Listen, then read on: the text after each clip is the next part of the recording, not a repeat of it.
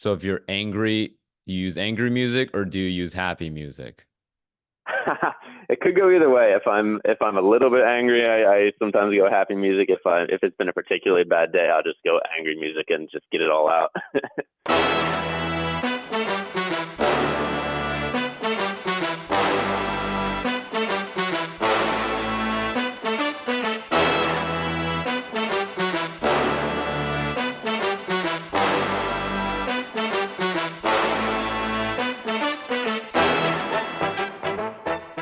Welcome to the Dad Bod, a podcast that tells the story of what it means to be a dad today, one dad at a time. My name is Sean, and I'm a dad living in New York City with my wife and our two young native New Yorkers. The formula for the Dad Bod is simple. Each episode, we're going to interview one dad to get his story of being a dad. Over time, all of these stories will start to create the bigger story of what it means to be a dad today. Thank you very much to everyone for tuning in.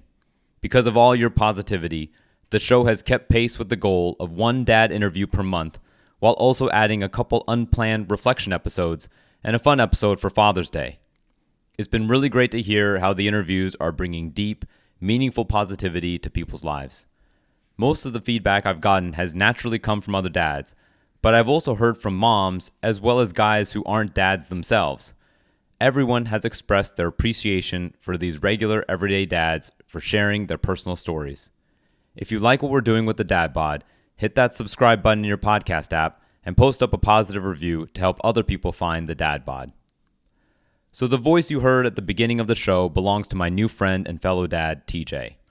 The eldest of four, TJ grew up in Western Pennsylvania and currently lives in London with his wife, their 5-year-old son, and 3-year-old daughter. Professionally, he works in finance as a trader, and it's through his career that he crossed paths and became good friends with Andrew, who our longtime listeners know as Andrew, Dim Sum Dad. I'm very excited to be sharing this conversation with you.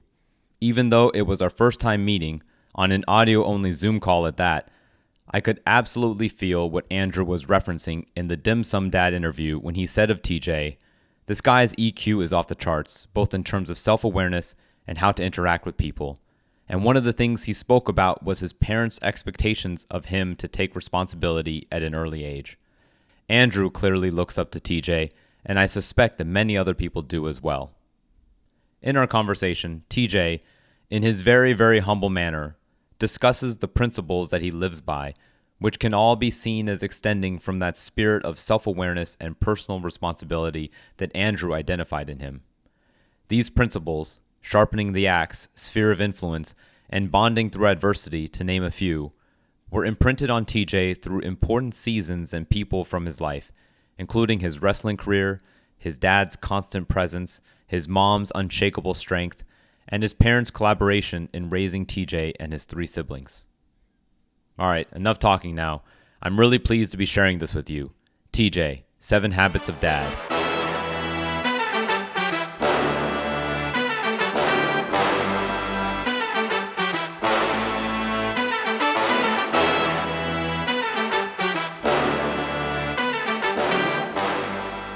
What I wanted to read to you next, which is a quote from Andrew. As you know, of course, Andrew is the hmm reason why you and I are able to get to know each other. And he wrote this about you to me. He said, "As a trading duo working long hours in a high pressure environment, the conversations on the desk can be far reaching. TJ and I are curious folks, and as life progressed, oftentimes we discuss our upbringing and what we would incorporate into our parenting philosophy and style. Considerate and wise, oftentimes I would lean on TJ for counsel in work and in life. Understanding his thoughtful approach to work and parenting can be a gift to all dads." So what do you have to say about that? There's some, there's some very kind words. I think, yeah, hopefully, I am as as wise with my own kids as Andrew's portraying me to be. But yeah, it's something that we had talked about a lot over the years. One of the things that really interests me as our kids are getting older is kind of how you instill a sense of self-motivation into them. Something that I think my parents did very well with myself and my 3 siblings. we've sat them down and kind of asked, certain things that they did with us as kids, or even talking to other colleagues of mine, or guys I went to college with, or I wrestled with, and we haven't really been able to put our finger necessarily on any kind of secret sauce, but I think it's a lot of the little things, kind of day to day, even in terms of how you incentivize a child to do the right thing, or to put in work, figuring out how to want the child to do it for themselves rather than to get something as a reward. So that's something that Andrew and I had always talked about a lot. Yet remains to be seen how I execute that myself as a father, but that's something those types of things are on my mind a lot as the kids are growing up. Taking you as an example and going back in time, because you're right, we don't know yet how our parenting is going to play out in the long run. I guess we'll find out 20, 30, 40 years from now, really. But for you, looking back, how was this passed down to you? How was this taught to you and your siblings? Yeah, so I'm the oldest of four. I think all four of us are pretty well aligned in that way. We have three boys and a girl in my family, and the sport of wrestling was a very big part of our lives. Basically, all three of the brothers, we've wrestled from the time we were in first grade. Two of us wrestled in college as well. I think sports in general, and wrestling specifically, in terms of teaching accountability, in terms of teaching the value of hard work, dealing with suffering and dealing with losses, I don't think there are a whole lot better teachers about some of those important life lessons than wrestling, in terms of personal desire and wanting to do things for yourself.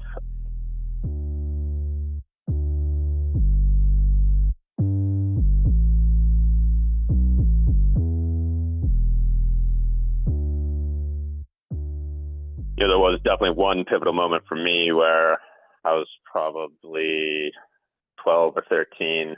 I'd been competing for probably a good 5-6 years at that point, having some success, having some down days as well, and I'd gotten knocked out of some tournament, didn't really put in great performance, and we're in the cafeteria of some high school, and my dad sat me down and said, you got to make a decision right now. Like, we're happy to take you to all these extra practices, drive you around, and spend our weekends sitting in a gymnasium and 12 hours in a day, like 12 hours just sitting there watching wrestling. We're happy to support you and do all those things, but you're not doing this for me. You're not doing this for your mom. Like, if you want to continue on and have success, like, you have to decide that you want this for yourself. You're the only one who can make that happen or not. So, it was kind of like a little moment, like a flash memory that definitely stuck with me and kind of propelled me forward from that point. And still think about that chat a lot, even now, even at, a fairly young age. I had perhaps kind of just been going through the motions in some ways. You're spending all this time doing these things and training and working, but are you getting as much out of it as you could be? Are you as focused moment to moment as you should be? And I think it kind of did just pivot the way that I looked at those things going forward, both in sports and in school.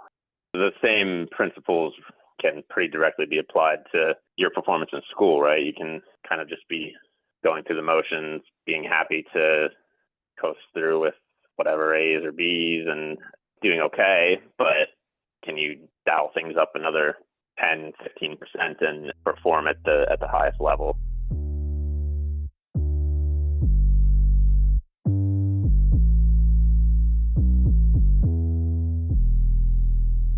So I want to zoom in a little bit on your dad in that moment when he's sitting you down. Was that something he'd done before? Was it typical of his parenting style, or was it a surprise for you that he did that?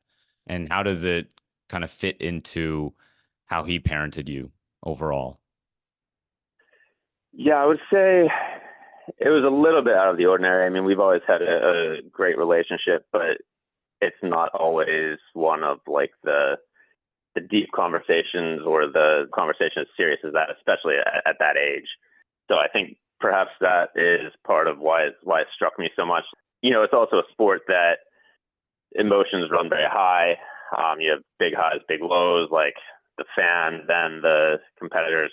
Things can get testy. Losing in particular is never a good feeling. So coming off of a couple losses and being mentally maybe not in a good place already, having a hard conversation like that is something that sticks with you.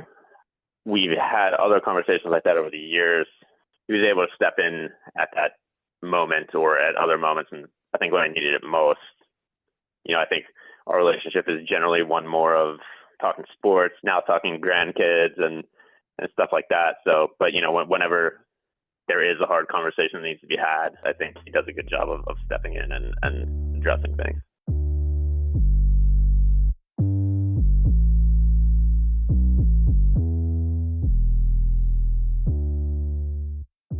With you growing up one of four, and in particular one of three boys, I can just imagine kind of the energy. Probably chaos is not too far from describing things sometimes.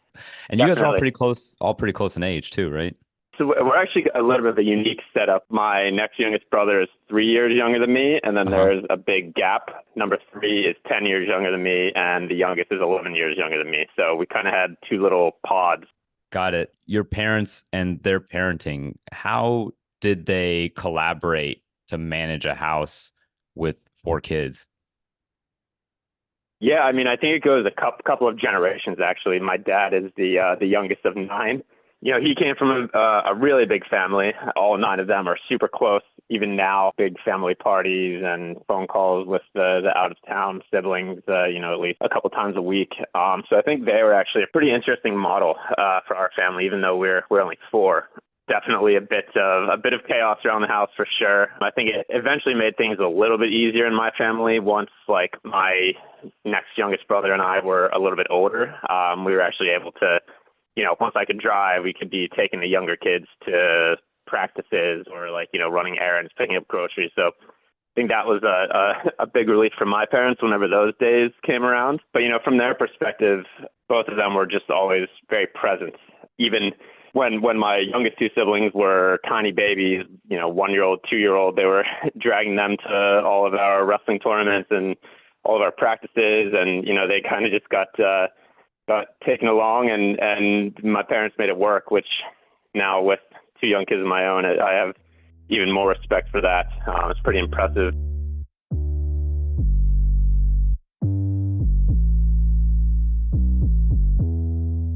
Each of my parents had sort of unique roles, and I think it worked well for our family where, my mom was always the quietly resolute one, taking care of what's in front of her, taking care of, whatever 1,000 things she had to do that day, never complaining. I think that positive mindset and quieter strength is a pretty interesting characteristic of my mom. And my dad is a bit more of the lighthearted, joking one who can provide levity to a tough situation, still always very positive as well. My mom probably a little bit more helping us develop our skills in the classroom and a little bit more education focused. And then my dad probably took a bigger role in terms of pushing us in sports. The picture of your mom is really interesting in particular. Where do you think she got that quiet strength? And is that something that you model or you try to emulate? Yeah, I mean, I certainly try to emulate that. I probably don't do quite as good of a job as she does. I think she really gets it from her mother, where my grandmother, who is the golden example of never complaining. You physically can't get her to say something negative. She'll find the positive in any situation, and she's getting older now. A lot of health problems, a lot more things to deal with. The worst thing she'll ever say is just that, I'm doing okay. I think, I think that got passed down to my mom. And as the years go by, she actually reminds me more and more of my grandmother. It goes back to role models in every sense. I think my grandmother was very much a role model for my mom. And, demonstrating those features when I see that in my mom, it's something that I try to emulate as well. But I think it's almost for them almost more like innate, right? Like it's not like they're following a mantra or like a rule book.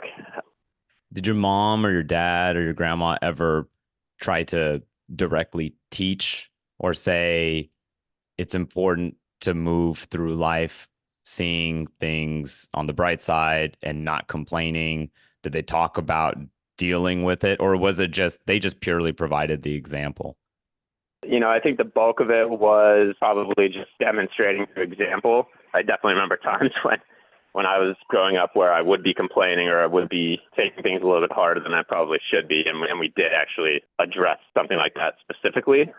But I think 80 or 90% of it is just, living it day in and day out and seeing it.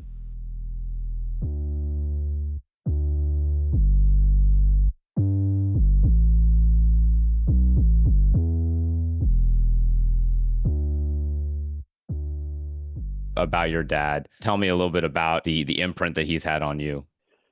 I think first, even thinking about when I was the age of my kids, he was always very available and very engaged, work a whole day and then come back. And every day we were either playing baseball in the yard or he was taking us to wrestling practice or sometimes driving 45 minutes to get to the extra wrestling practice. Always very, very engaged with whatever activity we were into. He was our coach in a lot of sports, spending a lot of weekends, countless weekends, driving us all over and spending your entire Saturday at a wrestling tournament. So I think the big kind of impression as a younger kid and then even up through high school was just, how much time he invested into the things that we were interested in, taking that interest in what's going on in your kids' lives and what they like to do, what they're focused on.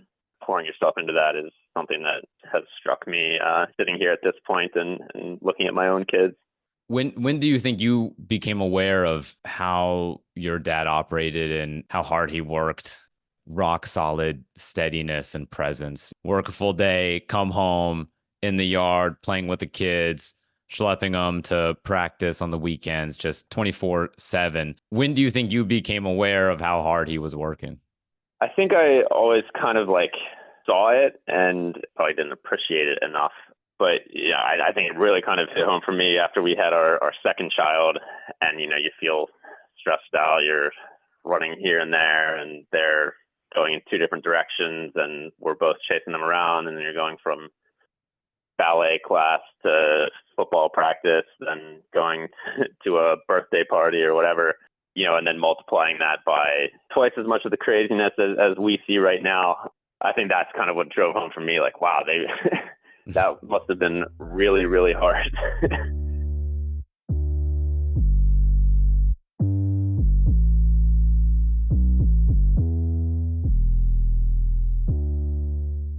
Shifting gears to your siblings, are you guys pretty close? Have you guys been able to stay close?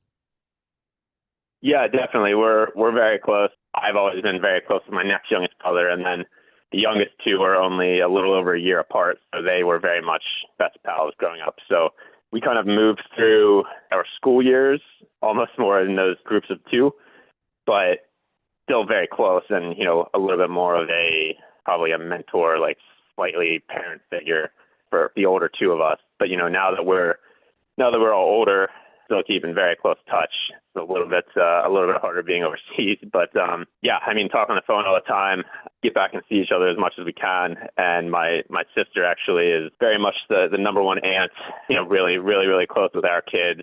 That's so cool. You guys are close, and the legacy of your dad with his siblings seems like it's being continued with you and your siblings, and then your mom's example as well definitely feels like something that is also infused into who you are. I imagine your siblings probably share some of that. Are they quite different from you, or do you guys feel like you're all sort of similar, cut from the same cloth?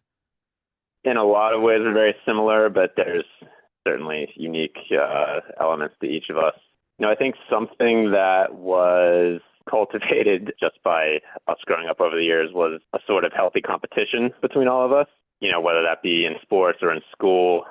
Having been the oldest and having gotten good grades, and then my next youngest brother also achieving at a high level in both of those things, just going on down the line to the siblings, like the youngest two growing up and seeing that, they were always, very competitive, saying like, oh, Josh accomplished this in wrestling, TJ accomplished this in school. Like, I don't want to let them have done a better job than me. Right. But it wasn't like, I think if it was something like overt that was pushed by my parents in terms of the competition, it could get into like more of an unhealthy space where it puts too much pressure on the younger siblings. But, I think it almost kind of developed naturally where I think we kind of set a certain bar and the younger ones really wanted to measure up. But it never really got to a place where it was like making anyone feel bad about not achieving something, or like to the point where the competition got like unhealthy or like it affected our relationships. I think it was a really, really good balance of, having fun together, but also everyone pushing themselves to a higher level and making each other better. Do you remember anything that your parents said or did? I know you said it wasn't really overt. Some elements of some good-natured ribbing from my dad.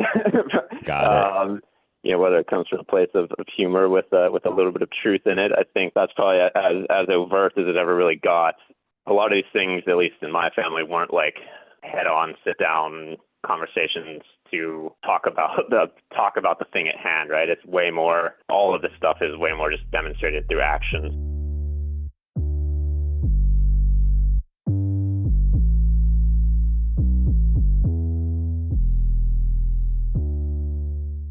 I'm always kind of fascinated by, as a leader or as a dad, as a coach, how do you identify the people who will respond like I did to that sort of guidance or pushing, and how do you identify the people who that approach wouldn't work?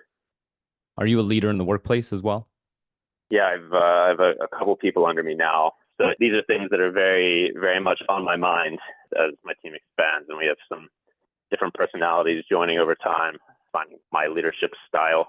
Thus far, I've been pretty lucky, I think, in that I've had very keen, capable, open people that I manage.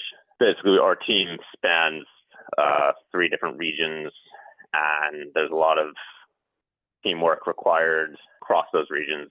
I think communication is the root of all of that, and being open, honest, and putting egos to the side and bridging those gaps.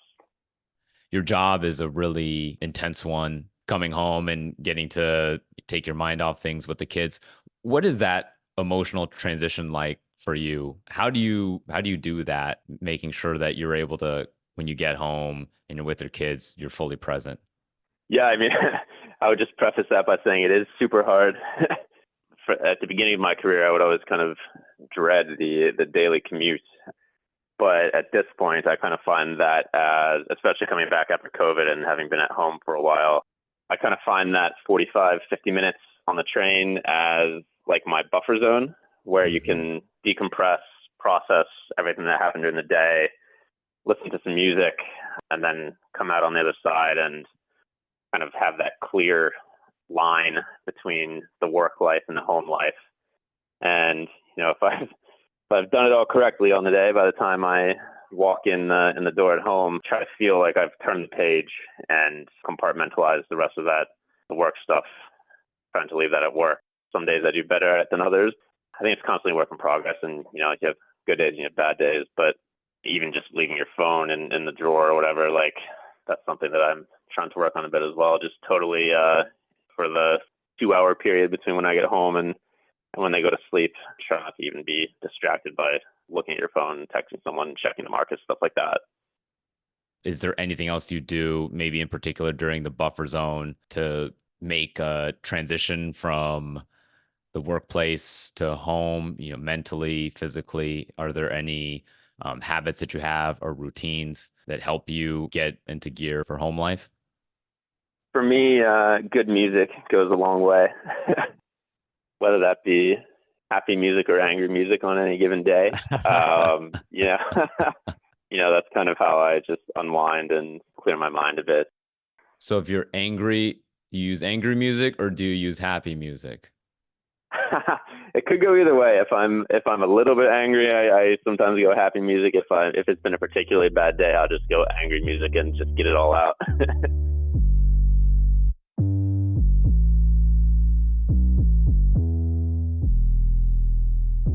How did you get into wrestling as a kid? My dad had wrestled for a few years in high school, like nothing super super serious. And then kind of some of my friends were involved. We actually had a really good core group of about 5 or 6 families that I came up through the ranks with. Pennsylvania is a very good state for wrestling, possibly the best in the U.S. Give a shout out to Pennsylvania. But yeah, it's definitely a big sport in the area. And I think having that core group of families, we kind of all trained and traveled and grew up in the sport together. That was a big motivating factor for all of us. We had some good successes in high school, both team-wise and personally. But some of those highs were definitely some of the best, where you can celebrate your individual success, but also the success as a team.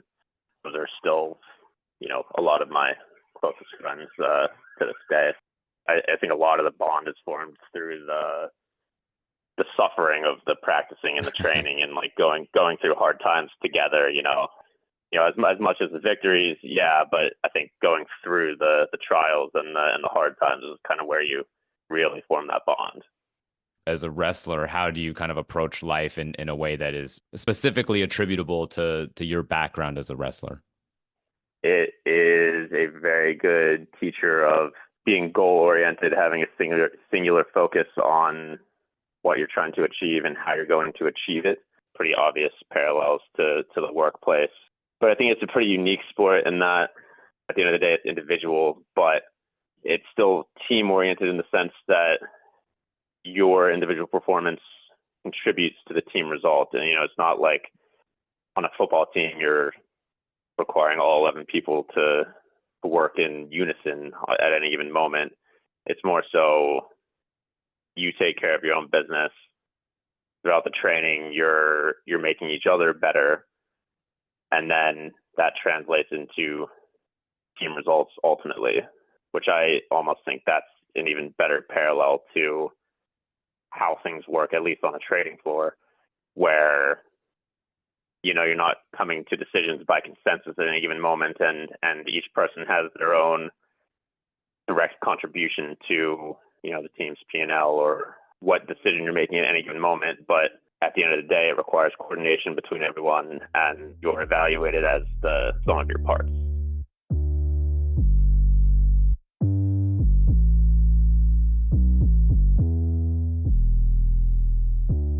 I have this picture in my mind, that I've kind of constructed, for sure constructed, of kind of you and Andrew on the desk spending a lot of hours, intense hours together in some of the conversations that you guys have had. And I know Andrew, he's a really deep thinker, gets into concepts a lot. And so because of that, I'm curious to know, what are some of the concepts in your mind that play a big role in shaping your framework or your vision? Is there anything in particular, be it authors or metaphors or personal experiences, that drive how you think about things? My big guy is Stephen Covey and the 7 Habits. I think a lot about the concept of the circle of influence in terms of any given day. There's a lot of things that will happen to you. There's a certain subset of things that you can have direct control over, direct influence over, and there's a subset of things that you can have indirect influence over, and there's things you can have no influence over. So really trying to focus and spend your time on the things within your circle of influence is something that I try to implement as much as possible in my life. And then the concept being that the more time you spend productively on the things that you can control, that makes your circle of influence grow wider and makes you more effective in the other things that you want to accomplish. So that's certainly one of the things that I think about the most and try to implement.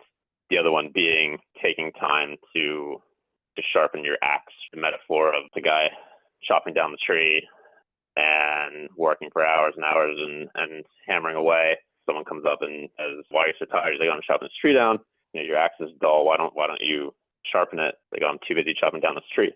Taking time to recharge or to reset with the end goal that it makes you more effective in the longer run is also something that's a pretty important concept to me. What are some things that you do to recharge or sharpen your axe? Music, one thing we covered. Reading, definitely always been an important thing for me. Getting a good workout in for sure, whether that's cycling or running, getting a good cleanse and clearing your mind. All those things serve to level set me in different ways. My wife's also like a really big runner, so that's something that we enjoy doing together. For a long time, we've had a standing babysitter on Tuesday nights, and we kind of use that as we'll go have a long run together, run and explore like a different neighborhood, and then like go to a pub afterwards, have a drink and a bite to eat, and have it turn into like a mini date night.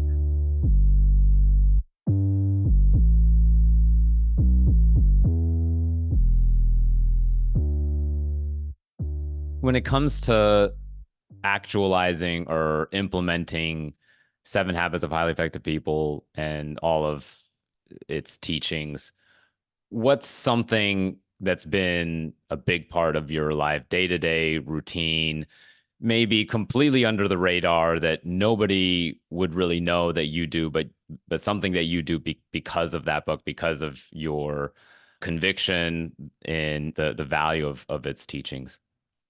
Yeah, I think, and it's not something that I maybe do well enough, but the concept of aligning your life in terms of not being focused or centered around certain things, whether that's being career centered or money centered or spouse centered, or like the examples that he gives, trying to center yourself around certain principles, behaviors, attitudes, and then the rest of those things take care of themselves.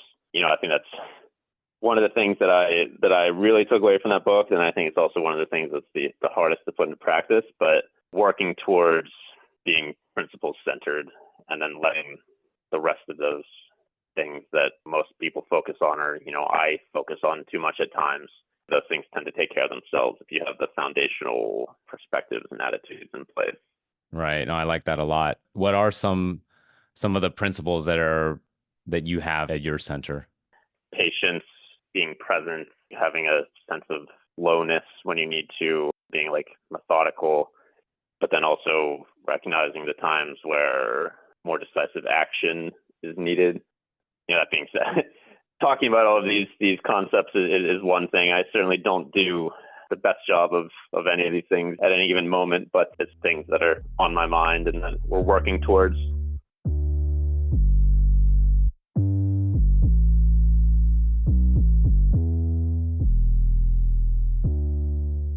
All right, another question for you to round this out, which is a question I like to ask all of the dads on the Dad Bod. How's your dad bod? It's certainly trending more towards a classic dad bod. Trying to stave it off as much as I can, but the runs and the cycles get a little bit fewer and further between as years go by. Well, it sounds like you need to just go do some pickup wrestling, start a trend or something. It seems like that might be what's missing. Why can't you wrestle just like people play pickup basketball? Maybe it's time for you to start that trend. I have to bring it over to London and be the hot new phenomenon. Yeah. Well, TJ, thank you so much for this time. This has been really great. You have been an awesome guest. Thank you for being a guest on the Dad Bod. No, thank you for having me. That was fun.